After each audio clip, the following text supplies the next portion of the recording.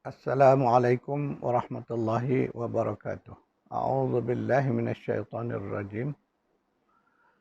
Allahumma salli ala Muhammad wa ala ali Muhammad. Allahumma anfa'na bima 'allamtana wa 'allimna ma yanfa'una wa zidna 'ilma. Subhanaka la 'ilma lana illa ma 'allamtana innaka antal alimul hakim. Allahumma amin. Alhamdulillah. Pagi ini insyaAllah kita dapat bertemu kembali bagi meneruskan kuliah tadabbur secara tematik berdasarkan kepada buku Hidup Mengabdi, Hidup Berbakti. Itulah tema tadabbur kita. Tuan-tuan bapa yang memiliki buku boleh buka di halaman 174. Pagi ini insyaAllah kita nak memahami kaedah di sini bila kita menyebut tentang kaedah penurunan Al-Quran, berbalik kepada kuliah kita semalam bahawa Allah menyebut bahawa Allah turun Quran itu beransur-ansur. Jadi hikmahnya beransur-ansur itu supaya pengajaran, pesanan-pesanan Al-Quran itu dapat diterima dan dimantapkan ke dalam diri ummah. Jadi kita sebagai umat Islam hari ini perlu melalui proses yang sama. Jadi biarlah kita belajar Al-Quran ini mengambil masa yang lama.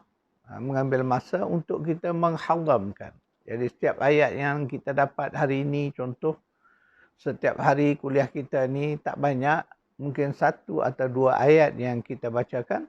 Tetapi yang penting kita faham ayat tersebut, kemudian kita boleh kaitkan dengan isu diri kita, isu kehidupan kita, isu masyarakat kita. Dan dengan memahami itu, barulah kita akan nampak di manakah hubung kait ayat-ayat yang kita baca itu dengan kehidupan kita. Di sini, pendekatan inilah tuan-tuan perempuan yang perlu kita ambil hari ini. Ya, sebab pendekatan, sebab Al-Quran itu tidak ada tujuan lain melainkan supaya ia menjadi petunjuk, hudan kepada kita, menjadi pedoman, menjadi pembimbing kepada kita. Jadi sebab itu ayat-ayat itu perlu difahami dari pendekatan ini. Jadi ayat yang kita baca, kita fahamkan dan kita kaitkan dengan isu kita. Barulah Al-Quran itu benar-benar dapat diamalkan, dihayati. Kemudian kita melihat pendekatan Al-Quran sebagaimana telah saya sebutkan berulang kali bahawa Al-Quran disebut Al-Quran, adakala disebut Al-Kitab. Yang ini menggambar, kedua-dua menggambarkan satu aktiviti ataupun proses untuk mendapat ilmu, iaitu dengan menulis, membaca. Membaca, menulis. Jadi dua aktiviti ini sangat rapat kaitannya dengan Al-Quran. Kerana ingat, Al-Quran adalah sumber ilmu. Malahan untuk kita dapat ilmu apa juga, kita mesti ada dua kemahiran ini. Membaca dan menulis. Kemahiran membaca. Itu sebab di dalam bila Al-Quran, yang ini kita kena faham baik-baik. Sebab itu Al-Quran menyebut membaca itu ada tahap-tahapannya. Tahapan qiraah, kemudian tahapan tilawah, tadabbur. Dia ada tingkatan-tingkatan. Jadi kita melihat itulah tasawur Al-Quran. Al-Quran menceritakan sedemikian. Sebab itu kita kena faham dari sudut tasawur yang ini. Jangan kita faham membaca seperti mana yang kita faham dalam bahasa kita. Jadi umumnya orang faham baca Al-Quran, bacalah. Baca ayat-ayat demi ayat sampai habis, khatam. Jadi itu baca qiraah. Kemudian qiraah pun kalau sebaik-baiknya mestilah qiraah dengan faham. Itu yang tuntutan Al-Quran sebenarnya. Sebab itu kita tidak boleh lari dari usaha untuk kita belajar sehingga kita faham Al-Quran. Ini benda yang paling penting hendak diingatkan. Kita sebagai umat Islam mesti faham Al-Quran. Sebab kalau tak faham Al-Quran, bagaimana kita nak mengambil ayat-ayat Al-Quran itu sebagai petunjuk, sebagai pedoman, sebagai pembimbing kepada diri kita.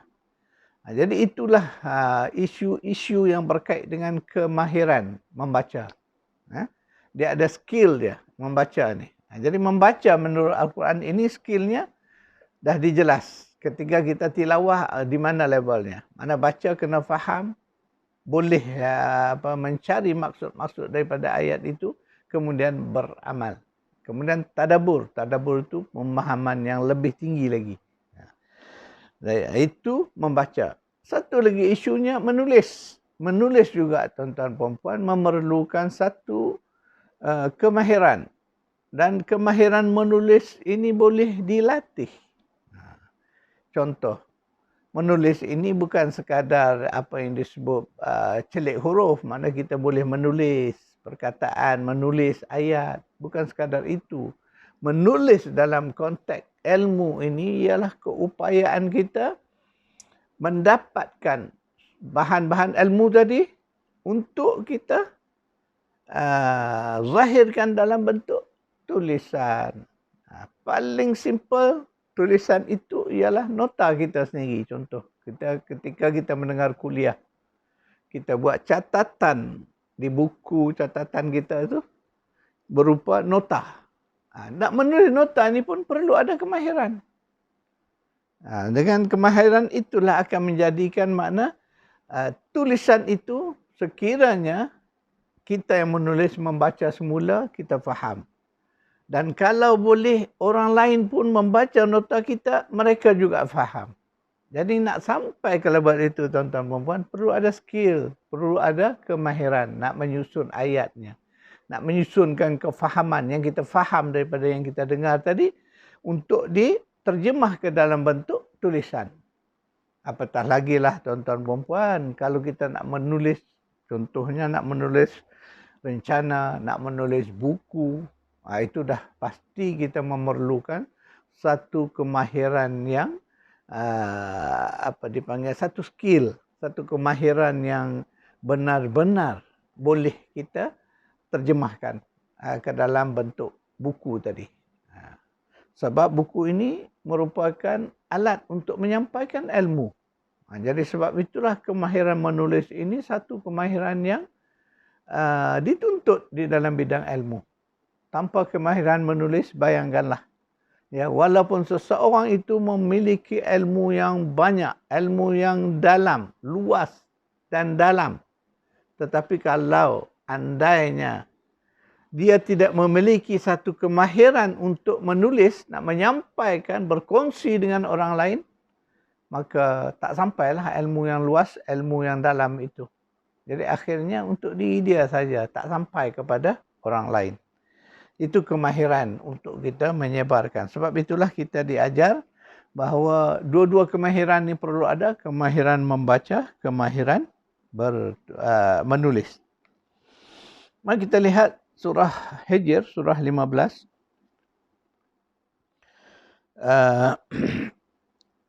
Ayat 9. A'udzubillahi minasyaitonirrajim.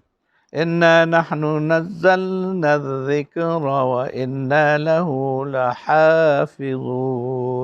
Ayat ni pendek yang bermakna sesungguhnya kami telah menurunkan az-zikra, Al-Quran, dan sesungguhnya kamilah akan menjaga, memeliharanya. Itu janji Allah, bahawa Allah kata dia yang menurunkan Al-Quran itu, dan dia jugalah yang akan memelihara, menjaga Al-Quran hinggalah ke yaumil akhir. Maka itulah hari ini janji-janji Allah tu ternyata benar. Setelah ribuan tahun, 1400 tahun lebih Al-Quran ini berada di bumi ini, tak ada siapa pun dapat merosakkannya. Tak dapat siapa pun meminda, mengubahnya. Itu cara. Maknanya janji Allah itu. Mana Allah kata aku akan jaga kitab ini. Salah satu kita ingat kaedah dulu, ya, sahabat-sahabat Nabi, ketika mereka mendengar Al-Quran, mereka dengar, mereka faham, kemudian mereka beramal. Kemudian sebahagian sahabat-sahabat Nabi mencatat. Ini proses permulaan Al-Quran itu dicatat, ditulis di berbagai bahan. Kemudian akhir-akhirnya dikumpulkan sehinggalah menjadi mashaf. Dan hari ini alhamdulillah kita dapat sebuah mashaf yang lengkap. Kemudian distandardkan pula bacaan baris dan sebagainya. Itu satu kemudahan rahmat Allah yang ditakdirkan terjadi sedemikian. Itu kita melihat dari sudut takdirnya. Maka kita dapat satu Quran yang lengkap, yang mudah pada kita nak membaca sebab ada baris, ada panjang pendek dan sebagainya. Mengikut lugah bahasa yang bahasa Arab yang benar. Kemudian kita lihat Allah nak menjaga Al-Quran itu dengan cara sebahagian daripada sahabat-sahabat Nabi tadi setelah mereka faham, setelah mereka beramal, apa yang mereka lakukan? Ialah menghafaz, mengingat Al-Quran itu. Hafazan. Jadi Al-Quran dimasukkan ke dalam dada. Sebahagian sahabat menghafaz seluruh Quran. Dan hari ini kita melihat aktiviti menghafaz ini begitu meriah. Alhamdulillah. Syukur kita kerana kita melihat kegairahan baru di kalangan umat untuk menghafaz Al-Quran. Itu satu keistimewaan. Sebab menghafaz Al-Quran ini sebegitu besar, bayangkanlah 30 juzuk Al-Quran itu. Ya. Ketika dah dihafaz, dibawa ke dalam dada, Masya Allah. Satu rahmat yang besar. Namun begitu, kita melihat balik kepada zaman lampau, sahabat-sahabat yang menghafaz Quran ini, mereka tahu, mereka faham ayat-ayat yang dibaca. Ini satu kelebihan.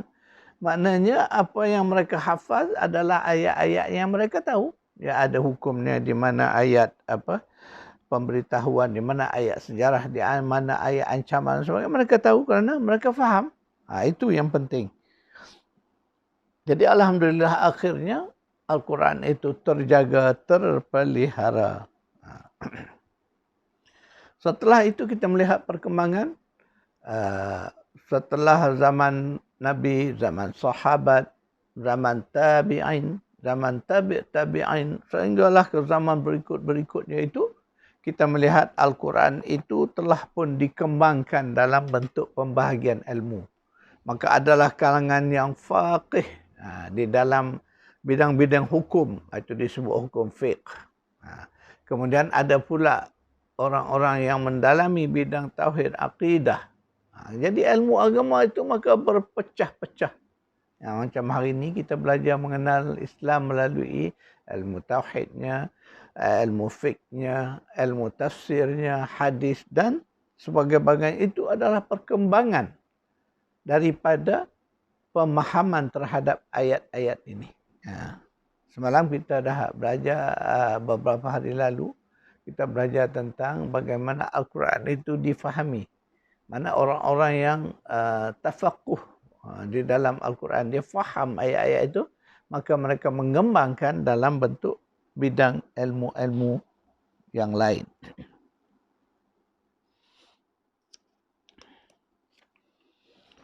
Dan akhirnya kita melihat bahawa Al-Quran itu dijadikan sumber utama di dalam apa juga bidang ilmu.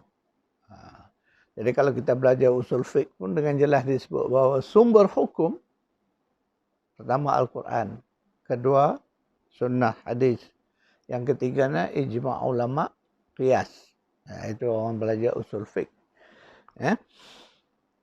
Jadi di mana bidang ilmu apa pun juga, baik akidah sudah pastilah.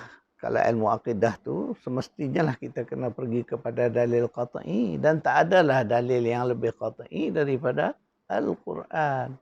Sebut apa bidang ilmu lain juga, semuanya ada di dalam Al-Quran. Walaupun dia tidak mungkin menjelaskan secara terperinci ilmu-ilmu yang kita anggap ilmu-ilmu fardu kifayah yang kita manfaatkan dalam hidup kita ini, tetapi yang penting dia punya usulnya, dia punya dipanggil prinsip-prinsip umum tentang ilmu itu dijelaskan. Contohlah ilmu sains. Memang Al-Quran tidak menceritakan subjek sains sebagaimana yang kita faham. Tetapi ingat, Al-Quranlah yang mendorong dan Al-Quranlah yang merangsang supaya manusia ini memerhati alam ini.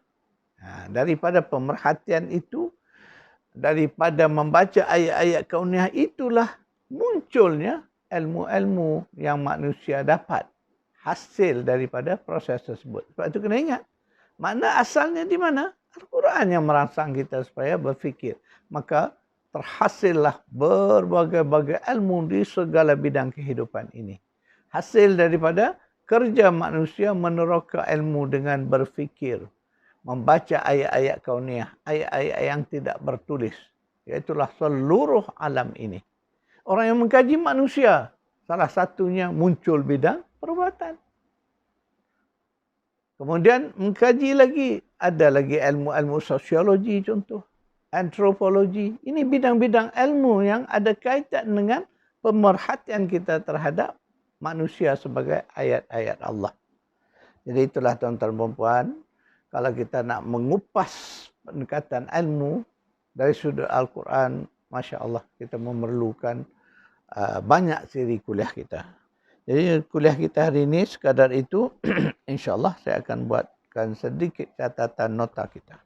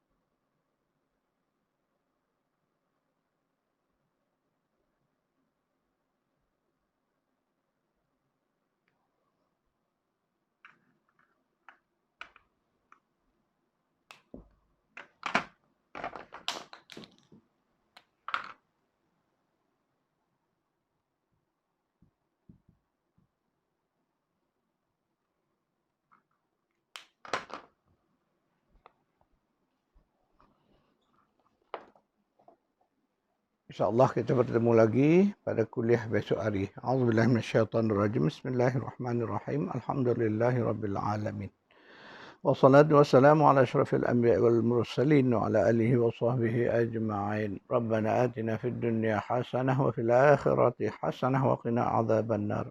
Sallallahu ala Muhammad wa ala alihi wa sahbihi ajma'in. Walhamdulillahi rabbil alamin.